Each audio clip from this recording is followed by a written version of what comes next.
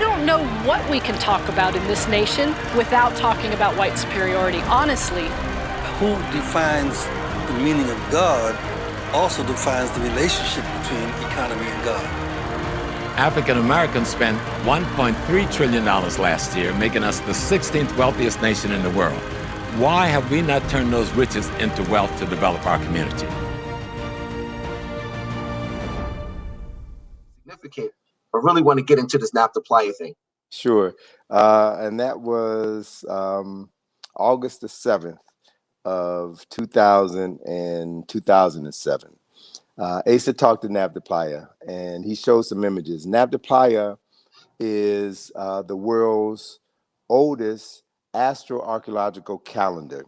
It is a series of stones that are placed in a circle, and inside of the stone, inside of the circle, you have, I think it's 3 vertical stones. And these vertical stones are used like, 2 of the vertical stones are used like the sight in a rifle in order to spot a particular item.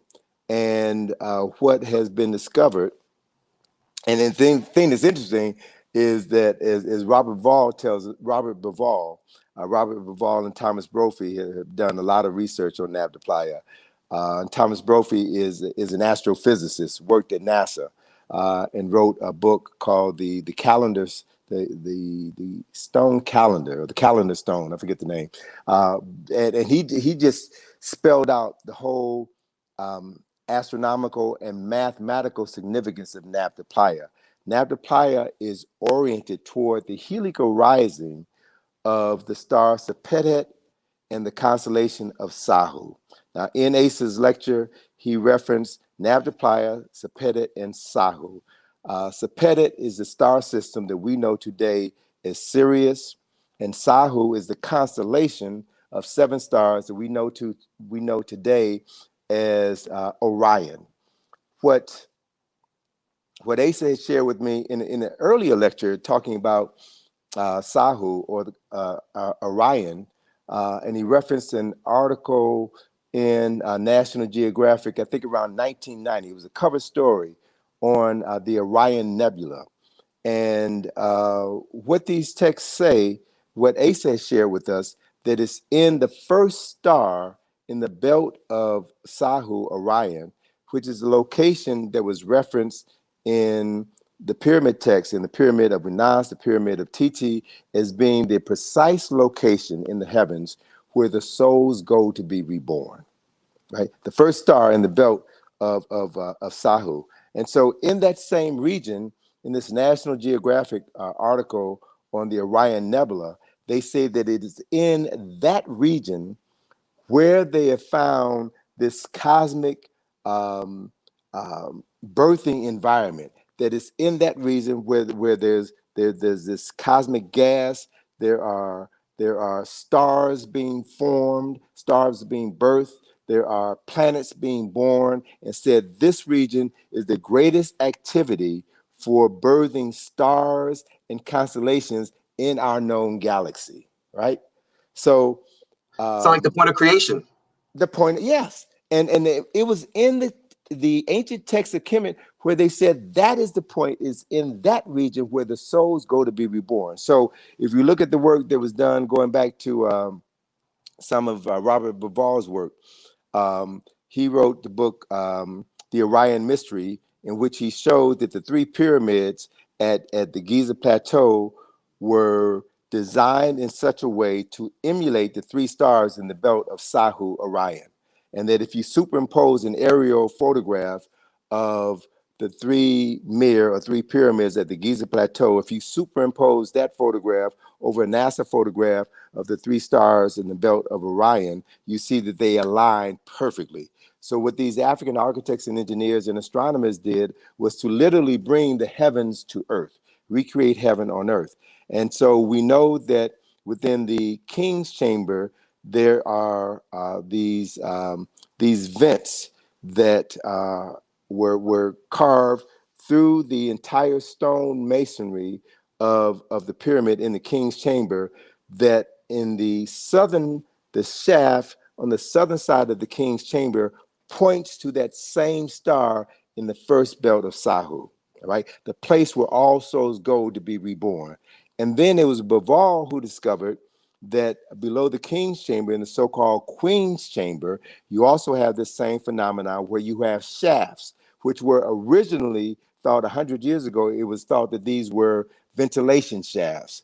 But what we now know is that the shaft in the queen's chamber does not extend through the exterior of the stone masonry of the pyramids. But that shaft is at an angle that points to where the star Sapet was at the time that the pyramids at the Giza Plateau were constructed. So here you have in the king's chamber, in the king's, the shaft in the southern side of the king's room, the shaft in the southern side of the queen's room, shafts that point to Sahu and Sapet, the two stars and star systems that were featured in the alignment, the celestial alignment of Napta Playa, right? So all of these are cultural reference points that probably go back 10, 15, 20,000 years that were the foundation of the myths of Asar, Set, and Heru, because Sapet is associated with Aset, Sahu is associated with Asar. As a matter of fact, the name that we use to call a mummified body, mummy is an Arabic term. The term that the Kemites used to describe a mummified body was Sahu. Right. So there's so much information, brother, that we are on the verge of uncovering now. And as a result of uncovering this information, it's going to give us the ability to go back and reclaim more of our ancestral knowledge in Kemet, and then connect that ancestral knowledge to that of our ancestors in Kush, and to be able to show with definitive evidence that these are, in fact, the same people. So you just opened the door. So I'd like you to give geographical context to Napta Playa, because I think that's so important in terms of connecting Kemet to Kush and just the confluence of civilization. Sure. Napta Playa is south of Abu Simbel. So it's right near Cusco. It's not that far from Cusco. The whole story of Napta Playa was, as the Egyptian government was preparing to build the new Aswan High Dam in the 1960s, archaeologists and Egyptologists knew that this area was going to be flooded by what was then going to be the largest man-made lake in existence, Nubian Lake or Nasser Lake, as it was called.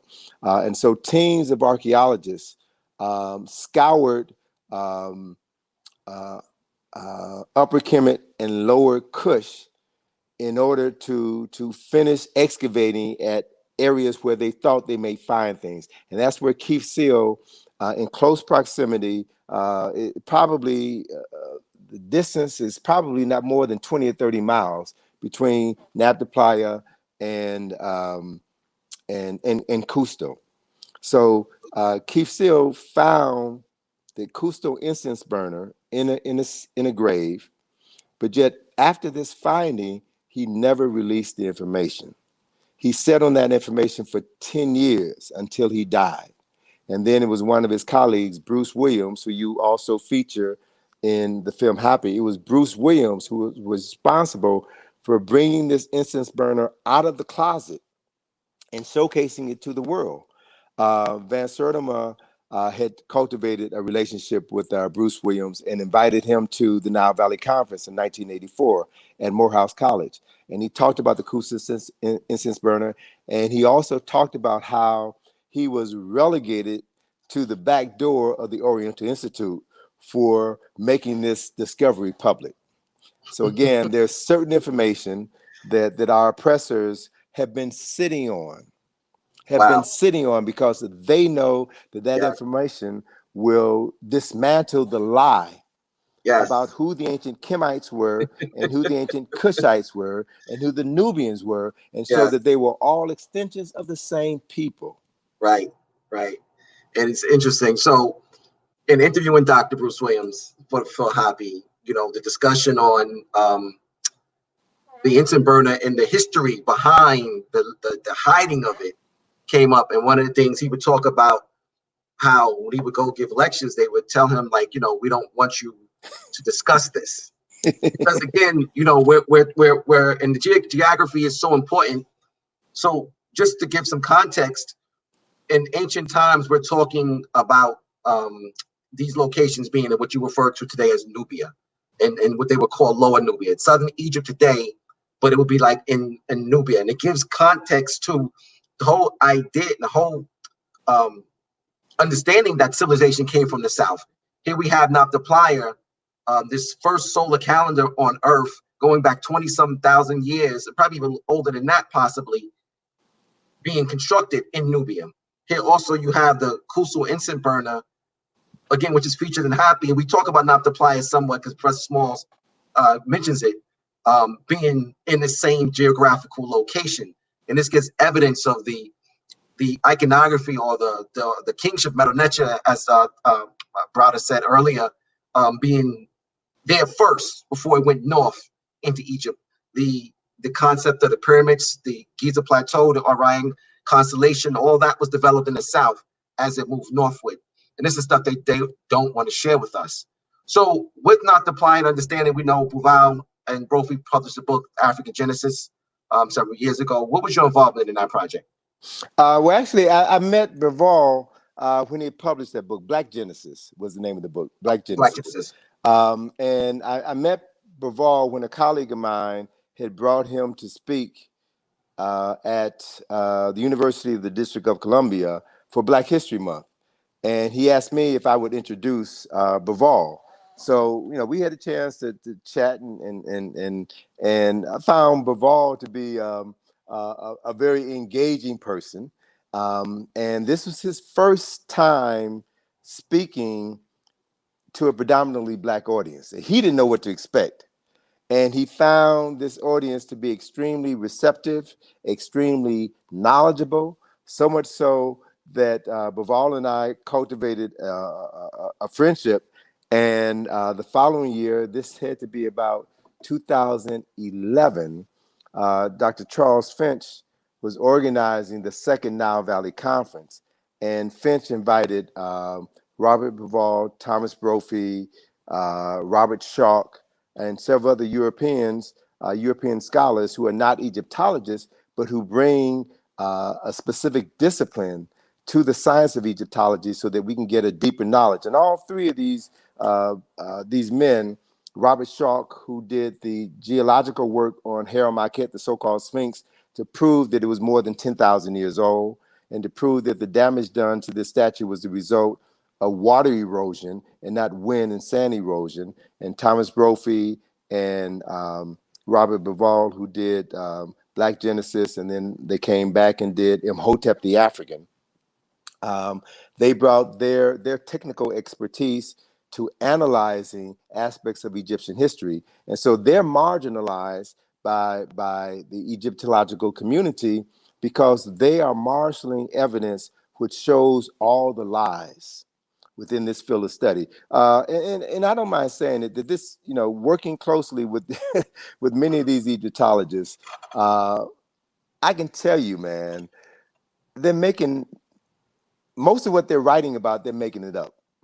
And they're making it up because they're trying to understand something that they have a limited capacity to understand. And so they just fill in the blanks. And we've been accepting it carte blanche because they have a PhD and they're working at a distinguished institution. But when you're working with them side by side and picking their brains, you find out how little they know. Absolutely. and how much more information they have that is not public. I'm telling you, brother, some of the most significant information that we need in order to truly free ourselves and remain free is in the basement of museums, is in private collections.